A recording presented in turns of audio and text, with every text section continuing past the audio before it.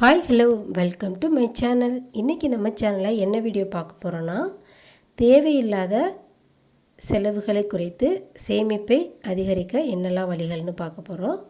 First பார்த்திங்கன்னா, நம்மளோட salary income எவ்வளோ வருது, நம்ம டெய்லி நம்மளோட செலவுகள் என்னங்கிறத நம்ம கண்டிப்பாக ஒரு பட்ஜெட் ஒன்று போடணும். கண்டிப்பாக மாதம் அப்போ தான் எவ்வளோ இன்கம் வருது, நம்ம என்னெல்லாம் செலவு பண்ணியிருக்கோம், அதில் எது தேவையில்லாத செலவு என்னங்கிறத நம்ம நெக்ஸ்ட் மந்த்து பார்க்க முடியும்.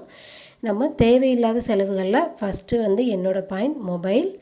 நம்ம மொபைல் நார்மலாகவே ஒரு மொபைல் யூஸ் பண்ணிகிட்ருப்போம், ஒரு மிடில் கிளாஸாக உள்ள ஒரு ஃபேமிலி இருக்கையில். அதுக்கப்புறம் ஒரு 20,000 சேலரி இருக்குன்னா நம்ம ஃபோன் 50,000 பார்க்குறது.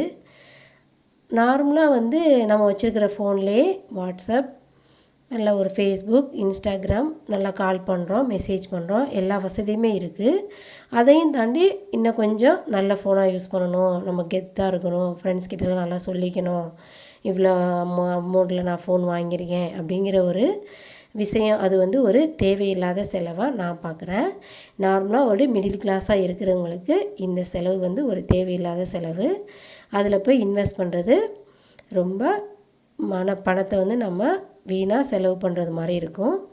அந்த செலவு நாம் குறைச்சிக்கிட்டோம்னா கொஞ்சம் சேமிப்பு அதிகமாக்கலாம். அதே மாதிரி பார்த்திங்கன்னா கார் வாங்குறது. நம்ம நார்மலாகவே ஒரு சைக்கிள், பைக்கு அந்த மாதிரி இது யூஸ் பண்ணிகிட்ருப்போம். ஒரு இஎம்ஐ போட்டு ஒரு கார் வாங்குவோம். இப்போ 50,000 சம்பளம் வாங்குகிறோன்னா கார் 5 லட்ச ரூபாய்க்கு பார்ப்போம். அப்புறம் நம்மளோட பட்ஜெட்டில் அந்த ஒரு அமௌண்ட்டு அது ஒரு போயிடும். காரில் இன்வெஸ்ட் பண்ணுறதுன்னு பார்த்திங்கன்னா, ஃபஸ்ட்டு வருஷம் பார்த்திங்கன்னா 20% நமக்கு அது ஒரு லாஸாக இருக்கும். ஆஃப்டர் 5 இயர்ஸ் கழித்து பாருங்கள், 50%, 60% கண்டிப்பாக அது லாஸாக தான் இருக்கும். இடையில கார் செலவு வைக்கும். அதுக்கப்புறம் ரீசேல் பண்ணி பாருங்களேன், நம்ம வாங்கின செலவை விட நட்டமாக தான் நம்ம சேல் பண்ணுவோம். அது ஒரு தேவையில்லாத செலவாக தான் நான் பார்க்குறேன் மிடில் கிளாஸாக இருக்கிறவங்களுக்கு. அதுக்கப்புறம் பார்த்திங்கன்னா, ரெஸ்டாரண்ட்டில் போய் சாப்பிட்றது, வீக்கெண்டு, மந்த் எண்டு அப்படின்னா ரெஸ்டாரண்ட் போய் நல்லா செலவு பண்ணி அதிக அளவு, ரெஸ்டாரண்ட்னாலே அதிகமாக தான் இருக்கும், அதில் போய் சாப்பிட்றது அது ஒரு தேவையில்லாத செலவாக பார்க்குறேன். அதுக்கப்புறம் பார்த்திங்கன்னா, நாங்கள் டூரிஸ்ட்டு போகிறோம், என்ஜாய் பண்ணுறோம் அப்படிங்கிற பேரில் பணத்தை நிறைய வீணாக செலவு பண்ணுறது. நார்மலாக ஒரு மிடில் கிளாஸில் இருக்கிறவங்க பார்த்திங்கன்னா, நார்மலாகவே நம்ம பக்கத்தில் உள்ள ஒரு கோவில், சின்னதாக ஒரு மூவி போகிறது, ஒரு வாக் போகிறது, பக்கத்து ஊரில் ஒரு கோவில், அது கூட ஒரு லைஃப்பில் ஒரு சந்தோஷமான விஷயமாக தான் நான் பார்க்குறேன். அதுக்கப்புறம் பார்த்திங்கன்னா, அந்த செலவை நம்ம குறைச்சிக்கலாம்.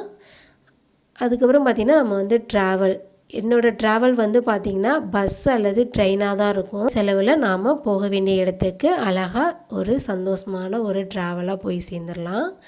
பார்த்திங்கன்னா, கால் டாக்ஸி, ஆட்டோ அந்த மாதிரிலாம் ஒரு அதிகமான செலவாக நான் பார்க்குறேன். அந்த மாதிரி செலவையும் குறைச்சிக்கிட்டோம்னா நம்ம கொஞ்சம் சேமிப்பு கொஞ்சம் நல்லாயிருக்கும்.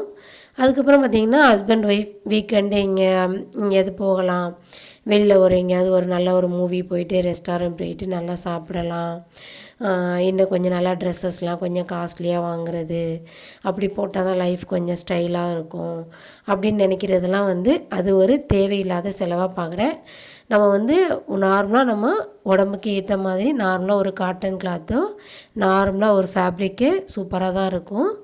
அது ஒரு தேவையில்லாத செலவு தான். அதுக்கப்புறம் பார்த்திங்கன்னா, சினிமா மூவி வந்த உடனே நாங்கள் சினிமாவுக்கு போகிறோம், ஃபஸ்ட்டு டேவே நாங்கள் சினிமாவை பார்க்கணும் அப்படிங்கல ஒவ்வொரு டிக்கெட்டோட வேல்யூ கொஞ்சம் அதிகமாகவே இருக்கும். அது ஒரு தேவையில்லாத செலவாக தான் நான் பார்க்குறேன். நார்மலாக ஒரு 10 டேஸ் கழித்து போனாலே அதே மூவி பார்க்கலாம், செலவும் கம்மியாக பார்க்கலாம். இந்த மாதிரி செலவுகளெல்லாம் நம்ம குறைச்சிக்கிட்டோம்னா நம்ம சேவிங்ஸ்னு ஒரு நிலைக்கு வரும்போது நம்ம ஒரு கோல் ஒன்று செட் பண்ணிக்கலாம். இது நான் செஞ்சே ஆகணும், இதுக்காண்டி நம்ம பணத்தை சேமிக்கணும்னு ஒரு கோல் செட் பண்ணிக்கோங்க. பணத்தை நம்ம கண்டிப்பாக சேமிக்கலாம். ஒரு கோல் செட் பண்ணி நம்ம சேமிப்பு கொண்டு வரையில் கண்டிப்பாக அது ஒரு யூஸ்ஃபுல்லான சேவிங்ஸாக இருக்கும். இந்த மாதிரி பட்ஜெட் போட்டு தேவையில்லாத செலவுகளை குறைத்து பணத்தை சேமிக்க இந்த வழியை பின்பற்றுங்க. தேங்க்யூ ஃபார் வாட்சிங்.